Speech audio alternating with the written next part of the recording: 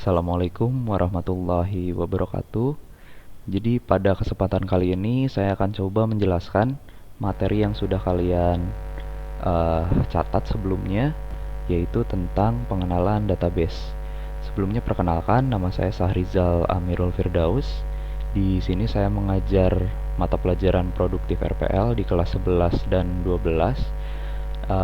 Untuk mata pelajaran yang saya ajarkan ini adalah basis data dan juga PWPB atau pemrograman website. Nah, mungkin kita sambil lihat materi yang ada di e-learning ya. Jadi biar nanti sumbernya sama atau data-datanya sama, tapi nanti ada juga tambahan-tambahan sedikit dari PowerPoint ya. Jadi pada kesempatan kali ini saya coba menjelaskan database itu sebenarnya apa sih? Basis data itu sebenarnya apa sih? Ya. eh kita coba bahas mulai dari kosakatanya ya. Jadi database itu terdiri dari dua kata. Yang pertama data dan yang kedua itu adalah base ya. Nah, coba kita bahas satu-satu. Data itu adalah sebuah informasi yang berkaitan dengan suatu objek. Nah, di sini bisa kalian lihat saya menekankan beberapa kata supaya kalian sadar bahwa itu adalah informasi penting yang harus kalian pahami ya. Jadi pada dasarnya data itu adalah sebuah informasi ya. Yang namanya informasi seperti yang kalian tahu itu terlalu luas kalau misalnya kita pengen sebutin informasi satu-satu ya. Informasi macam-macam, ada yang penting, ada yang nggak penting. Bahkan hal sesepele jam berapa kalian buka sosmed pun itu sudah termasuk ke dalam informasi ya. Jadi terlalu luas kalau misalnya kita pengen nyebutin satu persatu contoh informasi yang ada di dunia gitu ya. Nah, untuk apa namanya eh contoh, jadi supaya kalian ngerti nanti itu data itu contohnya kayak gimana yang akan kita hadapin di dalam database, saya bakal nunjukin beberapa contoh data nanti kita analisis bareng-bareng ya. Yang pertama ini. Nah, sambil saya arahin juga kursornya. Jadi saya nunjukin 3 alamat di sana, 3 daerah, sorry. Yang pertama Bandung, yang kedua Cipatat, dan yang ketiga Sukamaju. Kita tahu ini adalah informasi, ya ini adalah informasi. Bandung, Cipatat, Sukamaju ini adalah informasi. Informasi tentang apa? Ini adalah informasi tentang daerah. Kalian tahu ini adalah informasi tentang daerah. Tapi yang nggak kita pikirin adalah yang nantinya akan kepake di database adalah informasi-informasi ini nantinya itu akan berkaitan dengan suatu objek, akan ada hubungannya sama suatu objek. Ini yang ngebedain informasi yang ada di luaran sana sama data yang atau informasi yang biasa kita hadapi nanti di dalam database. Maksudnya gimana? Berkaitan atau berhubungan sama suatu objek. Maksudnya kayak gini, ya. Misal Bandung. Bandung, kalian tahu Bandung itu nama daerah atau nama tempat. Nah, tapi Bandung ini akan ada kaitannya, akan ada hubungannya sama suatu objek. Contoh, Bandung ini bisa aja jadi tempat lahir untuk seseorang. Bisa ya. Terus selain itu, Bandung bisa aja jadi nama kabupaten. Ada Kabupaten Bandung. Berarti betul, Bandung ini berkaitan dengan kabupaten. Selain itu, Bandung bisa aja jadi alamat atau tempat tinggal seseorang. Berarti itu berkaitan dengan alamat seseorang. Terus yang terakhir mungkin Bandung itu bisa aja jadi tempat wisata gitu ya. Karena kan kita kebiasaan nyebutnya ayo ke Bandung ke Bandung. Berarti informasi Bandung itu berkaitannya dengan tempat wisata ya. Jadi di sini informasinya itu ya banyak, tapi kalian tahu nanti informasi-informasi ini akan ada hubungannya, akan ada kaitannya sama suatu objek atau suatu topik ya. Itu sampel yang pertama. Terus yang berikutnya. Nah, kalian tahu ini adalah informasi yang bentuknya adalah tanggal. Tapi lagi-lagi informasi-informasi ini, tanggal-tanggal ini nantinya akan berkaitan, akan berhubungan dengan suatu objek. Contoh misalnya, 2020 bulan 8 tanggal 12. Ini bisa aja jadi tanggal lahir untuk seseorang. Berarti nanti informasi ini ada kaitannya sama tanggal lahir seseorang. Terus, bisa aja pada tanggal ini adalah tanggal seseorang menikah, ya. Berarti tanggal ini informasinya berkaitan dengan tanggal menikah orang tersebut. Terus, misalnya bisa aja pada tanggal ini terjadi hari nasional misalnya. Berarti tanggal ini nanti ada kaitannya sama hari nasional, ya. Jadi seperti itu informasi itu. Nanti pasti ada kaitannya, pasti ada hubungannya sama suatu objek. Itu sampel yang kedua. Terus ini sampel yang ketiga yang paling gampang. Nah, Anna, Bella, Citra, Denny, Eni. Mungkin ini udah jelas ya, kalian tahu ini adalah informasi tentang nama. Tapi nantinya nama-nama ini lagi-lagi akan berkaitan dengan suatu objek. Tapi kalian nggak tahu objeknya apa karena terlalu luas gitu, terlalu banyak nanti objeknya. Misal Denny ya. Denny ini nama ya, nama orang. Bisa aja nama Denny ini adalah nama seorang bos di suatu perusahaan. Selain itu juga bisa aja nama Denny ini adalah nama guru di sekolah. Ya, di sekolah kita kan ada namanya Pak Denny ya. Berarti itu datanya atau informasinya berkaitan dengan nama guru di sekolah kita ya. Jadi itu yang dimaksud dengan data. Data itu adalah informasi yang sekecil ini, dan informasi itu nantinya akan berkaitan, akan berhubungan dengan suatu objek. Tergantung nanti topiknya atau objeknya apa ya. Yang penting informasi itu ada kaitannya. Itu soal data ya.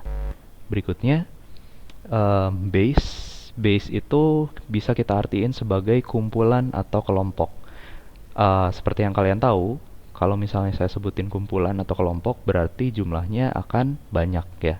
Misalnya anggap titik-titik ini adalah data. Berarti kalau misalnya data itu ada jumlahnya kumpulan atau jumlahnya berkelompok, berarti nanti data-datanya itu jumlahnya pasti banyak. Nanti visualisasinya seperti ini. Akan ada banyak data, ya.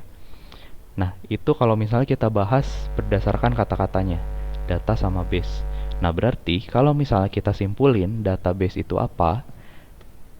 Database itu kita lihat dari ininya, dari materi di e-learning. Database itu adalah kumpulan data yang terhubung dengan suatu objek atau topik ya.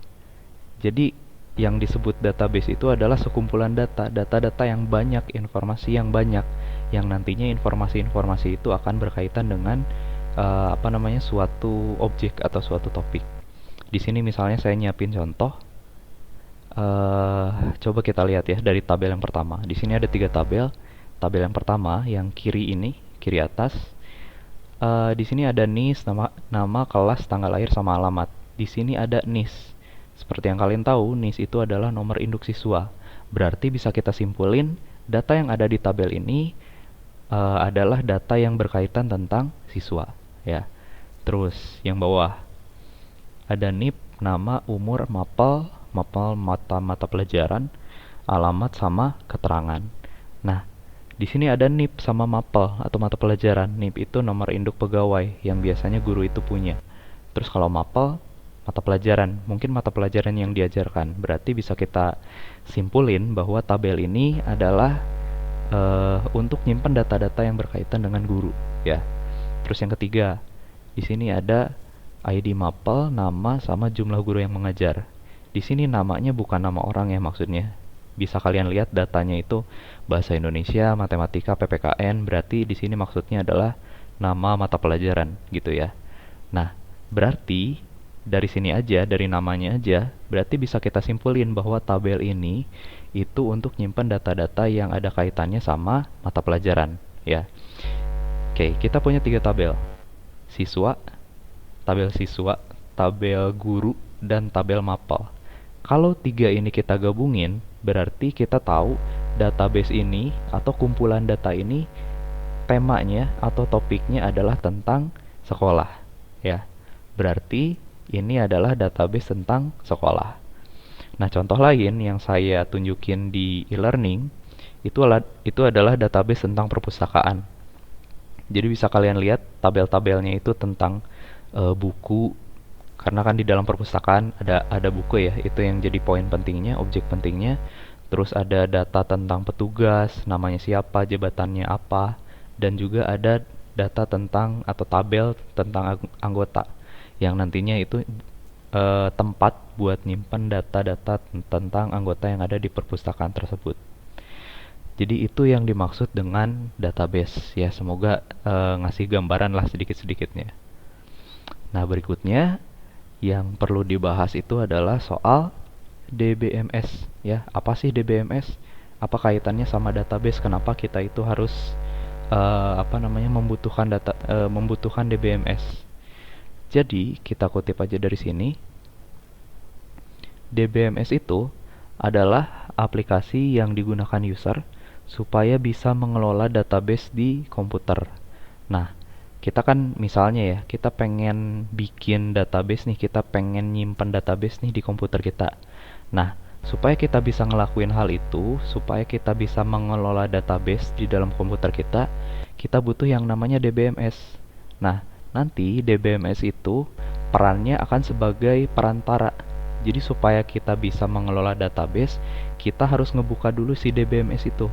Kalau misalnya DBMS-nya udah terinstall, udah ada di komputer kita, baru kita ngebuka si database-nya itu lewat DBMS. Jadi nanti keluar database-nya ada apa aja di sana. Nah, eh untuk DBMS sendiri, misalnya kayak gini ya, di sini ada gambarnya. Jadi ini misalnya kita gitu ya. Ini adalah database-nya yang ada di kirinya. Nah, jadi DBMS itu fungsinya untuk perantara.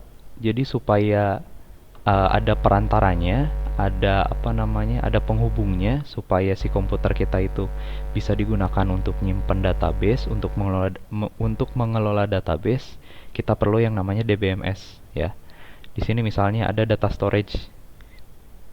Ini adalah salah satu fungsi untuk DBMS. Jadi dengan adanya DBMS di komputer kita itu bisa nyimpen data ke dalam komputer.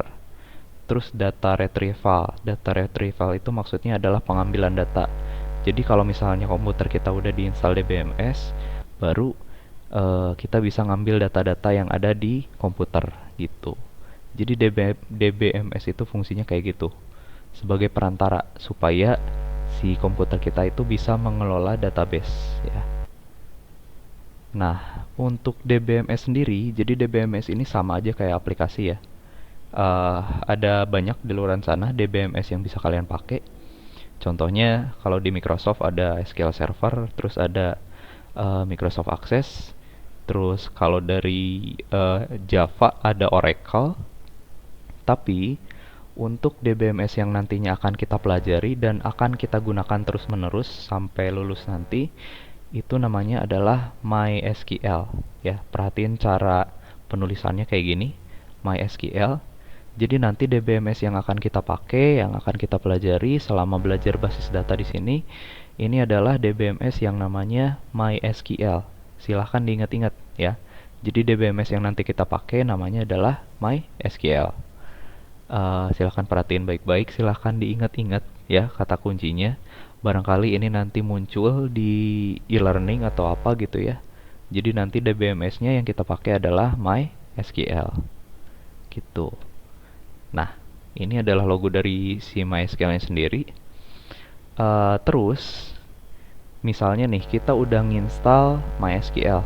Terus nanti cara pakai DBMS-nya kayak gimana supaya kita bisa menyimpan atau mengelola database di dalam komputer kita. Nah, nantinya MySQL ini dioperasikan menggunakan perintah yang ditulis dalam bahasa SQL.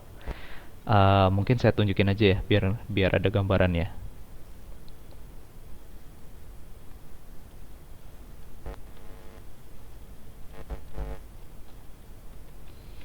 Ini saya aktifin dulu si DBMS-nya.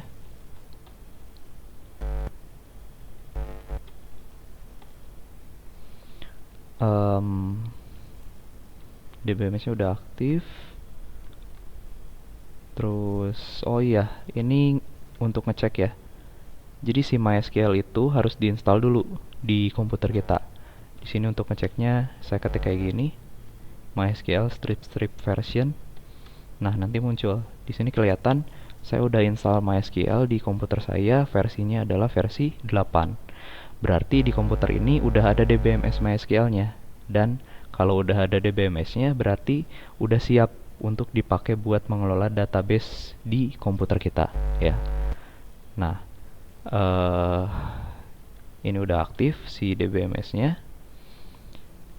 Jadi cara pakainya itu, ini maksudnya mengoperasikan itu, cara pakainya gimana gitu ya. Katanya cara pakainya di sini menggunakan perintah yang ditulis dalam bahasa SQL. Contohnya kayak gini. Jadi setiap kali kalian pengen mengelola database, misalnya pengen ngelakuin perintah, oh misalnya kalian pengen nambahin data nih ke dalam database apa gitu. Pengen nambahin data siswa nih ke dalam database sekolah. Nah, kalian itu menambahkannya nggak ngeklik-klik kayak di Microsoft Word. Jadi penggunaannya agak sedikit ribet karena di sini kita harus tulisin dulu perintahnya, dan perintahnya itu contoh sederhananya kayak gini ya. Ini bukan contoh sederhana sih, ini contohnya terlalu terlalu rumit ya. Yang simple itu ini. Nah, ini contoh perintahnya nih. Select bintang from table employees. Ini adalah perintah yang harus kita ketik kalau misalnya kita pengen melakukan instruksi ke dalam database-nya. Kita pengen ngambil data, oh harus kita tulis dulu perintahnya apa, baru nanti datanya muncul. Ini biar jelas aja ya, saya tunjukin langsung.